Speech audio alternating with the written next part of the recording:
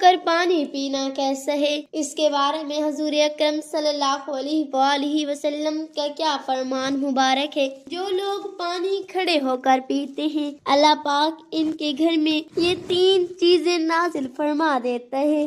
بسم اللہ الرحمن الرحیم۔ نبی کریم صلی اللہ علیہ وآلہ وسلم نے فرمایا، سب سے بہترین صدقہ پانی پلانا ہے۔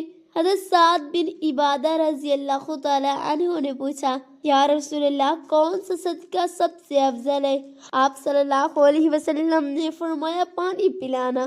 نبی کریم صلی اللہ علیہ وآلہ وسلم نے فرمایا، سب سے بہترین مشروب پانی ہے۔ قرآن و حدیث میں اللہ تعالیٰ فرماتے ہیں، اور ہم نے ہر جاندار چیز کو پانی سے پیدا کیا۔ نبی کریم صلی اللہ علیہ وآلہ وسلم نے فرمایا، لوگوں میں بہترین وہ ہے جو دوسروں کو پانی پلائے۔ حضرت سعد بن عبادہ رضی اللہ تعالی عنہ نے پوچھا، یا رسول اللہ، کون سا صدقہ سب سے افضل ہے؟ آپ صلی اللہ علیہ وآلہ وسلم نے فرمایا، پانی پلانا صدقہ ہے۔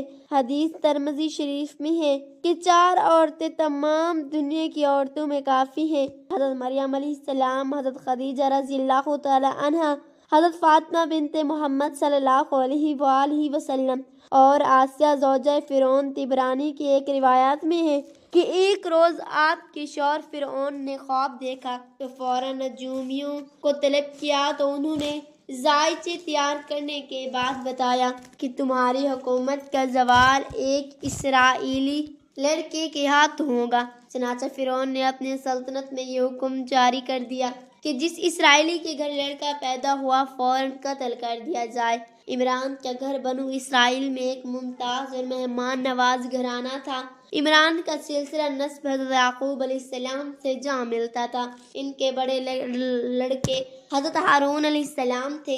عمران کی بیوی کے ہاں لڑکا پیدا ہوا تو فرعون کے سپاہی بنو اسرائیل میں پیدا ہونے والے لڑکوں کی کڑی نگرانی کر رہے تھے۔ اگرچہ یوکابد نے 3 ماہ تک بچے کی پیدائش کو سیغہ راز میں رکھا، مگر جاسوسی کی کڑی نگرانی کی وجہ سے ممکن نہ تھا کہ یہ راز زیادہ دیر تک چھپا رہ سکتا، اس لیے والدہ سخت پریشان تھی۔ اللہ نے ان کے دل میں القاء کیا کہ لکڑی کا ایک صندوق بنا کر اس پر روغن کی مالش کر دو تاکہ پانی اندر داخل نہ ہو سکے۔ پھر حضرت موسیٰ علیہ السلام کو اس میں ڈال کر دریائے نیل کے بہاؤ پر چھوڑ دیا۔ چنانچہ انہوں نے ایسا کیا۔ حضرت موسیٰ علیہ السلام کی بڑی ہمشیرہ کو بھیج دیا کہ وہ دریا کے کنارے کنارے چلتی رہے اور صندوق کو نگاہ میں رکھے۔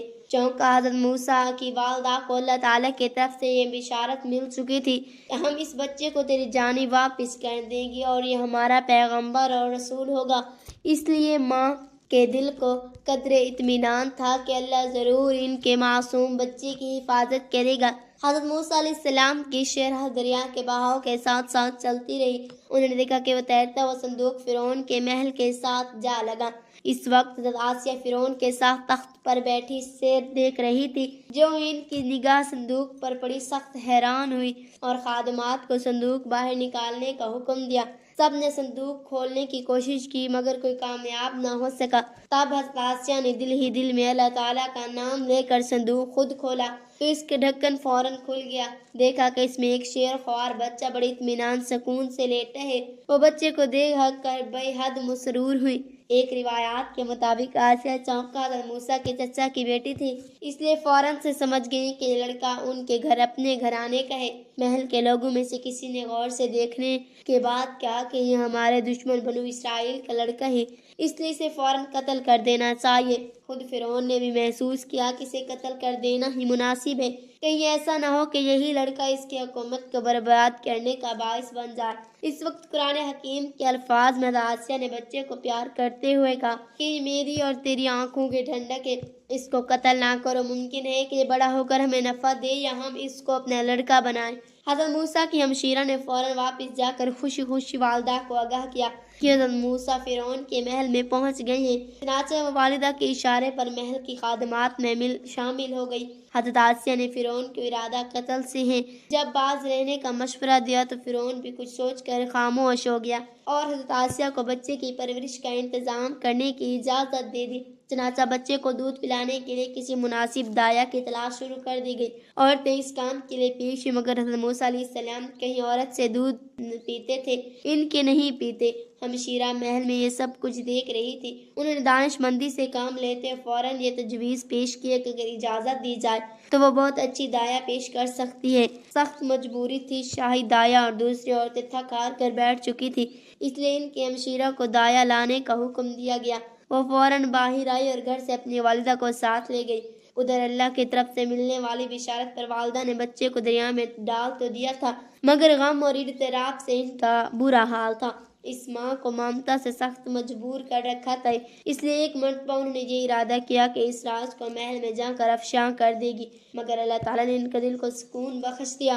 خاندانی و وزداری کو نظر انداز کرتے ہوئے اپنی بیٹی کے ساتھ محل میں روانہ ہو گئی۔ انتہائی پیار اور محبت سے اپنے بچھڑے بچے کو گود میں لے لیا اور دودھ پلانے لگے تو حضرت موسیٰ علیہ السلام نے ان سے لپٹ لپٹ کر دودھ پینا شروع کر دیا۔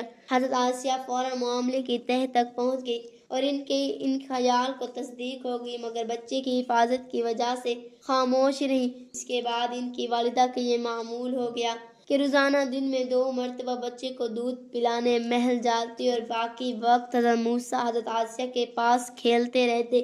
بچپن میں ایک مرتبہ حضرت موسیٰ فرعون کی آغوش میں بیٹھے کھیل رہے تھے۔ فرعون کی داڑھی ہیروں اور جواہرات سے مرصع تھی۔ حضرت موسیٰ نے کھیلتے ہوئے فرعون کی داڑھی پکڑ کر کھینچ لی، جس سے موتیوں کے ساتھ چند بال بھی اکھڑ گئے۔ فرعون سخت تیش میں آئے، اس وقت انہیں قتل کرنے کا ارادہ کر لیا۔ حضرت آسیہ نے شوہر کے تیور دیکھے تو بڑی لجاجت سے کہا، اے معاف کر دیجئے، آخر معصوم بچہ، اسے کیا معلوم کہ کھجور اور چنگاری میں کیا فرق ہے؟ یہ بادشاہ کے مرتبے اور احترام سے واقف نہیں، اسے قتل نہ کیجیے۔ مگر فرعون بھی ایک ضدی بادشاہ تھا، وہ پہلے ہی حضرت موسیٰ کو شعبہ کی نظر سے دیکھتا تھا۔ بیوی کی درخواست سن کر فوراً کہا، میں ابھی اس کا امتحان کرتا ہوں، اگر اس نے انگارے کو دیکھ کر ہاتھ کھینچ لیا تو ضرور قتل کر دوں گا۔ چنانچہ فرعون نے اس وقت کھجور کے چند دانے اور دہکتی آگ کے چند انگارے منگوا کر حضرت موسیٰ کے سامنے رکھ دیے۔ حضرت موسیٰ علیہ السلام موت اور زندگی کے دورائے پر کھڑے تھے اور چند سیکنڈ میں فیصلہ ہوا چاہتا تھا، مگر اللہ کو حضرت موسیٰ سے ایک بہت بڑا کام لینا مقصود تھا، پھر خود ان کی حفاظت کا ذمہ لیا تھا۔ حضرت آسیہ کا دل مارے خوف سے دھڑک رہا تھا، دل ہی دل میں بچے کی سلامتی کے لیے اللہ سے دعا کرتی جا رہی تھی۔ جب دونوں چیزیں حضرت موسیٰ کے سامنے آئی تو حضرت موسیٰ علیہ السلام نے جلدی سے انگارے اٹھا کر منہ میں رکھ لیا۔ خادمہ نے اسی وقت ان سے انگارے چھین لیا، مگر اس وقت حضرت موسیٰ علیہ السلام کی زبان پر داغ پڑ گیا اور زبان موٹی ہو گئی، جس سے قدرے جلن ہونے لگی۔ حضرت آسیہ نے 2 مرتبہ ان کی جان بچائی اور ہر مرتبہ اللہ کے فضل و کرم ان کے شریک حال رہا۔ اس کے بعد حضرت موسیٰ علیہ السلام نے حضرت آسیہ کے پاس پرورش پائی اور ان کی خصوصی تربیت میں رہے۔ جوان ہوئے تو نہایت تنومند، خوبصورت اور بہادر تھے۔ گفتار و کردار سے ایک ناسی قسم کا وقار نمایاں ہوتا اور ان کی ہر بات میں عظمت کی جھلک دکھائی دیتی۔ جب آپ علیہ السلام نے نبوت کا اعلان کیا تو سب سے پہلے ان کی صداقت اور خدا کی وحدانیت پر حضرت آسیہ ایمان لایا، حالانکہ ان کا شوہر خود خدا ہونے کا دعویٰ دار تھا۔ جب ہارون نے اطلاع ملی سب سے پہلے اس کی بیوی حضرت آسیہ ایمان لا چکی ہے، تیش و غضب سے دیوانہ ہو گیا۔